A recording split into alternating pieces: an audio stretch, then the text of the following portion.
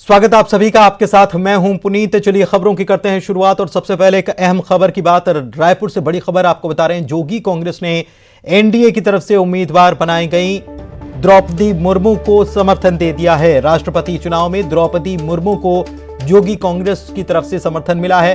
कल द्रौपदी मुर्मू से भेंट कर समर्थन का ऐलान भी किया जाएगा। जोगी कांग्रेस की तरफ से बड़ी खबर आपको बता रहे हैं रायपुर से। युगल हमारे संवाददाता हमारे साथ फोन लाइन पर जुड़े हुए हैं, उनसे बात करते हैं। युगल, एक बड़ी खबर, द्रौपदी मुर्मू को अब जोगी कांग्रेस का भी साथ मिल गया है, क्योंकि बीजेपी ने ये इस बात को लेकर निवेदन भी किया था, सभी दलों से निवेदन किया था, सभी विधायकों से कि वे समर्थन दें, और जोगी कांग्रेस अब साथ आ गई है।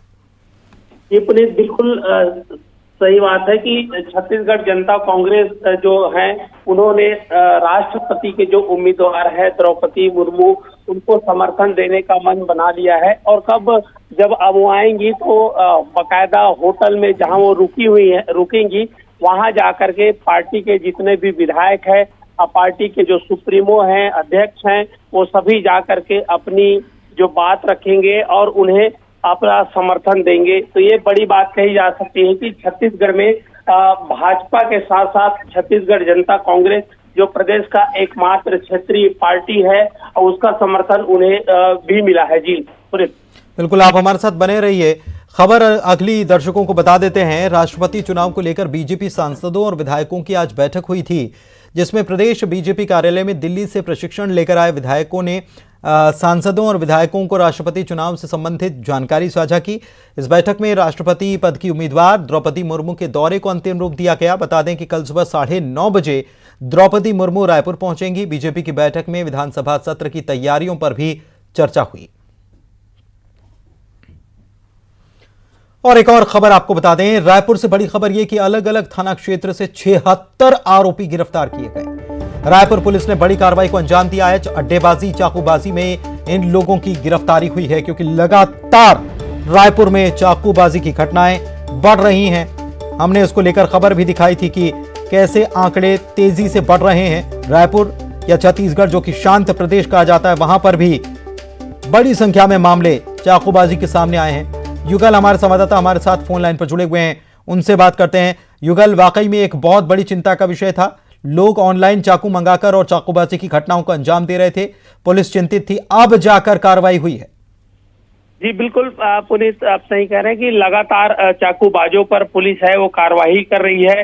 इसके साथ साथ जो अड्डेबाजी करते हैं और साथ ही साथ जो थाना क्षेत्र के निगरानी जमात है वो इस तरह के आपराधिक घटना में लगातार संलिप्त रहते हैं, उन सभी पर कार्रवाई पुलिस ने अलग अलग थाना क्षेत्रों में की है। और अभी तक के जो ताजा अपडेट है कि 105 लोगों को गिरफ्तार पुलिस ने किया है। 87 लोग ऐसे हैं जिन्हें प्रतिबंधात्मक धाराओं के तहत गिरफ्तार किया गया है। 9 लोगों के खिलाफ आर्म एक्ट और 2 व्यक्तियों के एनडीपीएस एक्ट के तहत जो है कार्रवाई की गई है।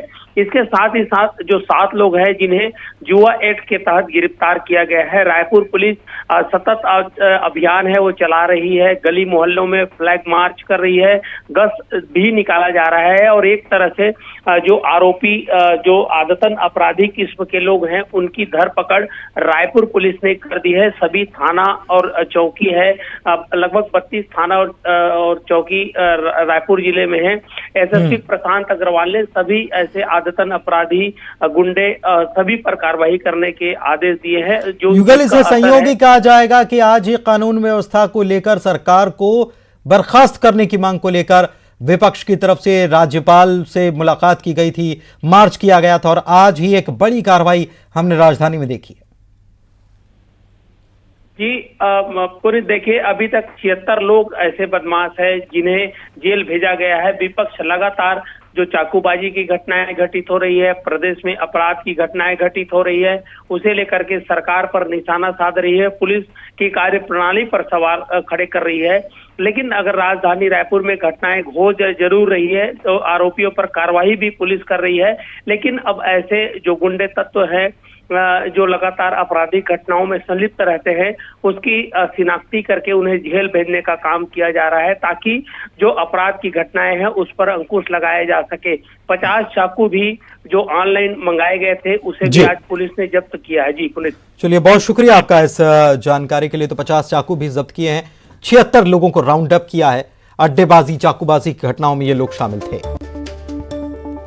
रायपुर से एक और बड़ी खबर, प्रदेश में कोरोना रफ्तार पकड़ने लगा है और रफ्तार अब और तेज होती जा रही है, क्योंकि कल 400 से नीचे आंकड़े समझ में आए थे, पॉजिटिव पाए गए थे। आज ये 400 से ऊपर हो गए। 410 मरीज कोरोना के पॉजिटिव मिले पूरे प्रदेश में। समझ जाइए,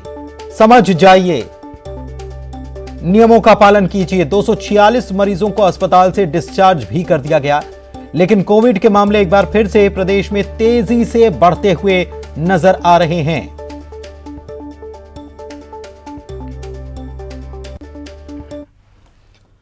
बढ़ते आगे, छत्तीसगढ़ में शराब बिक्री पर सेस बढ़ा दिया गया। शराब पर सेस 5 रुपए से बढ़ाकर 10 रुपए किया गया।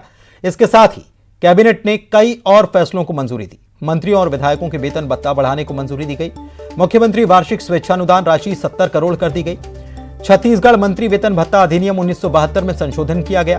प्रदेश में सहायक आरक्षकों के पद को समाप्त किया गया और इसकी जगह डिस्ट्रिक्ट स्ट्राइक फोर्स का गठन किया जाएगा। मोटरयान योजना 31 मार्च तक के लिए बढ़ा दी गई। नई मछली पालन नीति को मंजूरी दी गई।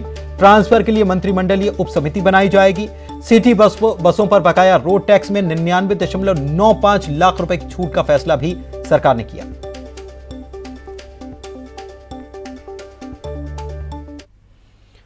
और वहीं राज्य में कानून व्यवस्था को लेकर विपक्ष ने आज सरकार के खिलाफ मोर्चा खोला और कानून व्यवस्था को लेकर राजभवन तक मार्च किया। राज्यपाल से मिलकर बीजेपी नेताओं ने कानून व्यवस्था को लेकर राज्य सरकार के खिलाफ शिकायत की और साथ ही साथ सरकार को बर्खास्त करने की भी मांग कर डाली।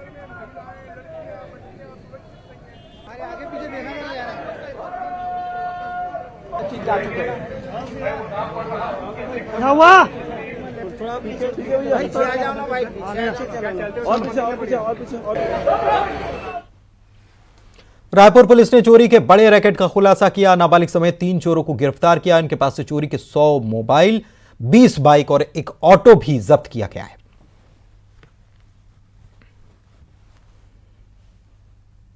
वाहनों की चोरी को गंभीरता से लेते हुए उसके लिए भी निर्देश दिए गए थे कि जो 2 व्हीलर्स चोरी हो रहे हैं उनके ऊपर भी कार्रवाई करी जाए। तो उसी क्रम में ACCU की टीम्स ने कुछ बाइक चोरों को गिरफ्तार किया है।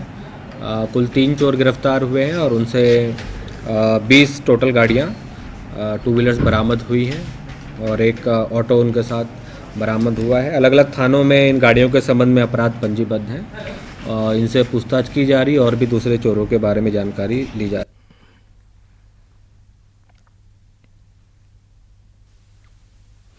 जो चोरी के बड़े रैकेट का खुलासा हुआ है और पुलिस को एक ये बड़ी कामयाबी मिली है। मोबाइल जो ये चोरी किए गए थे, इन मोबाइलों को इनके मालिकों तक वापस पहुंचा भी दिया गया पुलिस के द्वारा। ये एक अहम कदम भी उठाया गया और इनसे और पूछताछ की जा रही ताकि और भी मामलों का खुलासा हो सके कि इन्होंने और कहां कहां वारदातों का अंजाम दिया है। इसके बारे में भी पुलिस जानकारी खंगालने में जुटी हुई है। युवाओं के खून में नशे का जहर फैलाने वाले गिरोह के 4 सदस्यों को दुर्ग पुलिस ने गिरफ्तार किया है। पुलिस ने आरोपियों के पास से 170 पुड़िया ब्राउन शुगर और बड़ी मात्रा में नशीली दवाएं जब्त की हैं। लगातार पुलिस नशे के खिलाफ अभियान चला रही है।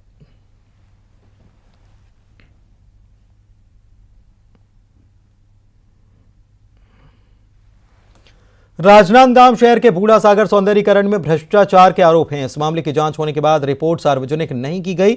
स्थानीय बीजेपी पार्षद दल लगातार बूढ़ा सागर जांच रिपोर्ट सार्वजनिक करने की मांग कर रहा है।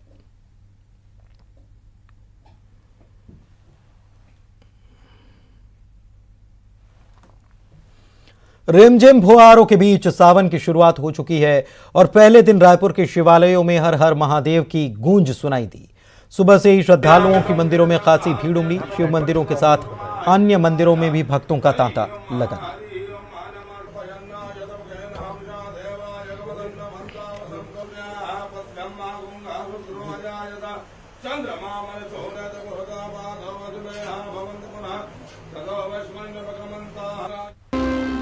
छत्तीसगढ़ के उन शासकीय कर्मचारी अधिकारियों को उस वक्त राज्य सरकार ने बड़ा तोहफा दिया जब मुख्यमंत्री भूपेश बघेल ने 9 मार्च को नवीन अंशदायी पेंशन योजना के स्थान पर 1 नवंबर 2004 से पुरानी पेंशन योजना बहाल करने का ऐलान किया।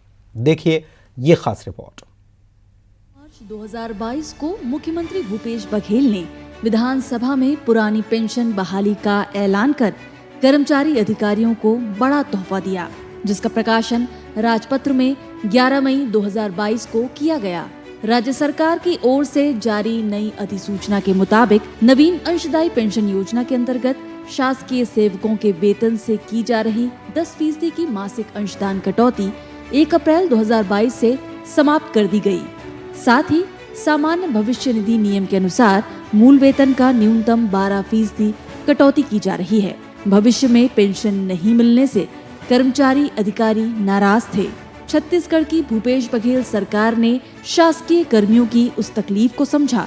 पुरानी पेंशन को लेकर मुख्यमंत्री भूपेश बघेल की दूरगामी सोच का ही परिणाम है कि रिटायर मृत हुए कर्मचारियों के प्रकरणों में भी पुरानी पेंशन योजना अनुरूप पात्र शासकीय सेवक परिवारों को लाभ देने का ऐलान किया है।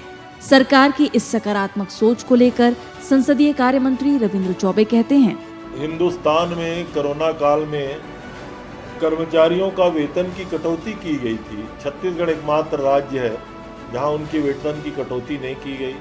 पूरे देश में पेंशन के बारे में पुरानी पेंशन की मांग जा रही है, लेकिन आदरणीय मुख्यमंत्री भूपेश बघेल एक हमारे छत्तीसगढ़ पहला सरकार है जो कर्मचारियों के पेंशन का पुरानी पेंशन योजना लागू करने की घोषणा की है। साल 2018 में गढ़बो नवा छत्तीसगढ़ के स्लोगन के साथ कांग्रेस की सरकार सत्तासीन हुई और मुख्यमंत्री भूपेश बघेल नवा छत्तीसगढ़ गढ़ने के लिए एक के बाद एक काम किए जा रहे हैं, जिसमें पुरानी पेंशन लागू करना भी शामिल है। और शायद यही वजह है कि अब लोग कहने लगे हैं कि मेरा प्रदेश बदल रहा है और आगे बढ़ रहा है।